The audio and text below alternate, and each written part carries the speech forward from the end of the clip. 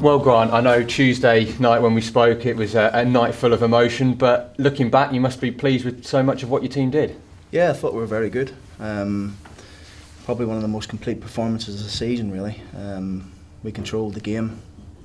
Should have had more goals really with the chances that we created, but it's gone now really. It's done, it's dusted. The boys have forgotten about it. We need to look forward to the game on Sunday. Tough game. You know, I went to watch Woking against Bury and they were very good there. 3 or 4 players who can hurt you if you're not switched on. So it'll be a tough game, as FA Cup games always are. You know, and we will treat the game normal, as if it's a normal League One game. We'll go there making sure that we've done all our planning and preparation for the game, and making sure we go there and try and get into the next round. I guess one thing from your point of view maybe that you can take from Tuesday is calling for better game management maybe from your players when you get into those final few minutes. For instance, you know, Ricky's decision to shoot rather than take it into the corner. Of course, you know, we spoke about the penalty decision as well. A game is a lot of decisions, but is that something to work on with the players? Not really, no, because I think if Ricky had taken it in the corner, I think the referee would have given a free kick to Charlton, so it wouldn't have made much difference in terms of the time. So, listen, in hindsight, would Ricky have done that again? Possibly not. Was that an instruction to come on and shoot from 35 yards? No. But in terms of the time, it wouldn't have made much difference. So, I think we need to defend the cross better. That's what it was. We were defending crosses excellent all night, really, especially from Holmes. He was their main threat. They got the ball to him a lot.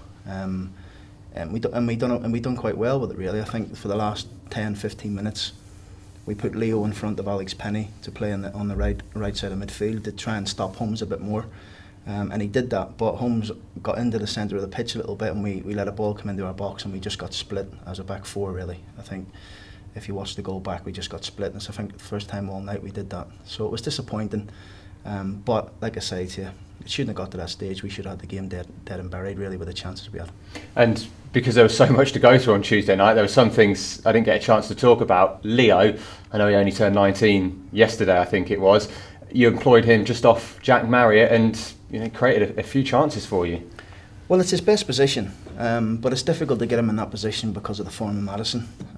You know, it's a position Leo likes to play in. It's a position that he's played when he was younger, and coming through the younger age groups with me and moving up into the youth team. You know, it's a position that he loves to play in. Obviously, the early part of the season, Marias and Marriott were in good form. The formation that we're playing, we had Madison playing in as a 10, Leo playing as a wing back. But the good thing about Leo is he's really, really adaptable. He can play anywhere across the team, and to be fair, he's become a very, very important player of this team now. Whatever position we play him in, he's very, very important to us. And you know, I was delighted with his performance, and you know, there's definitely more to come from the boy. And Chris Forrester, of course, it's been an up and down season so far, and his first start in a couple of months, and you must be pleased with the shift he put in. Yeah, he done fine, Chris. We've noticed over the last few weeks that his form is coming back. And one thing about the midfield area at this football club, we've got a lot of options, you know, and whoever's in there have to take the chance to stay in the team, because there's competition for places in that area, massive. It's an area where we're overloaded with midfield players, so whoever plays has to perform to stay in the team. And you know, I think Anthony Grant's been superb all season, and you know, at the minute the lads are all fighting to play with him, really. So it's a good conundrum to have, and I thought, you know, Chris did fine in the game, and you know, I'm hoping that he can rediscover his form going into the second half of the season. And as a manager, 5 changes, and one of those a big one with Alex Penny, full Football League debut, and not just full Football League debut at Charlton, up against, as we've spoken about, one of the danger men in League One in Ricky Holmes. Yeah, and listen, you know, if Alex plays again on Sunday, he's going to come up against two good wingers in Woking with you know, the boys they've got playing there. So he's done well, Alex, you know, because he's come from Nuneaton. He hasn't played much. He started one game, I think, in a checker trade game or a cup game, and he's come on in the first game of the season. It's been stop-start for him because he's picked up some injuries in reserve games where he's been out for 3-4 weeks, and then he's come back and then he's got injured again. So it's been quite stop-start for him. and obviously Liam was fit, but when he was in and out of his injuries, so it's a chance for Alex now to keep himself in and around the team. He's not going to have a harder test really, when he comes up against one of the like we say, one of the best wingers in the league in terms of his form, Holmes. So it was a good start for Alex. Obviously like we say, it's a building block for him, and he needs to make sure that he learns from it. He sees the good bits in the game he did. He sees the bits where he can improve on, and we keep working with him and trying to develop him. And Callum Chettle and Idris Kanu, no place in the squad. Was that just the balance of the bench you wanted? Are they fine? No injuries? No injuries. No. We've got a strong squad to pick from. So it's down to those two now to come and knock on the door and make me pick them, really. Not just for the bench, but to try and force our way into the team, and that's what we've got. We've got players here in the building this year who want to fight. I felt as if I didn't have that last year. But the boys here who are at the club at the minute, they all want to fight. They all want to fight for the position in the team, not just to get on the bench. And we need that. Going forward this season, we need that because, as you know, we've just come through a period of 8 games in a month. Credit to the medical team and the sports science department that we haven't picked up any injuries. So we've got a fit group, but they need to make sure that they're performing every day in training to get into the thoughts for the games of the weekends. And as for Junior and Liam, is it just them that they're unavailable? No fresh concerns? Because as you said, it's been a busy month. No concerns. Everyone's training. It's been really good. We've had those, I think it's 8 or 9 games in the month. To come out of that unscathed, really, with no injuries is a credit to us, and credit to the boys, really. So it's Junior and Liam are out on the pitch, really training now. So Junior's out running, Liam's out running. So Junior's probably 5 or 6 weeks away.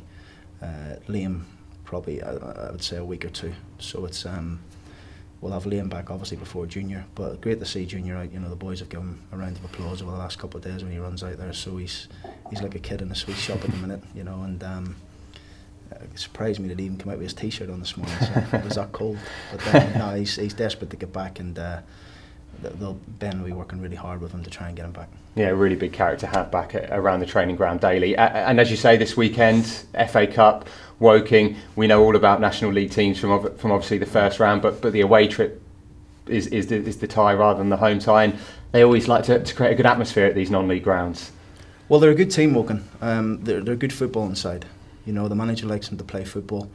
They get the ball down. They've got a couple of ex-players there, and Nathan Ralph and Kane Ferdinand. So we know about them. I've watched them, a couple of times now.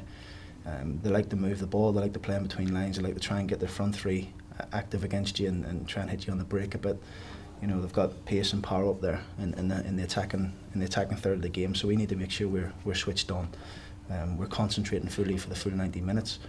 And then hopefully, put our game plan to theirs, and ours is going to work on the day better than theirs. That's the plan. So we're looking forward to it. It's going to be a tough game. We're under no illusions about that.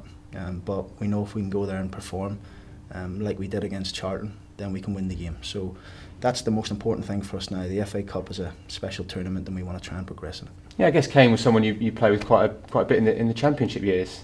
Yeah, he is. Listen, Kane's a good football player. He's got good legs, good energy, and I think he's rediscovering his form at Woking. I think he's dropped around a few different clubs, but we know about Kane. I think he come here under Darren, played a lot of games in the Championship and done well. So, I'm sure if he continues to work hard and continues to do what he's doing at Woking, then he can have a good career in the game.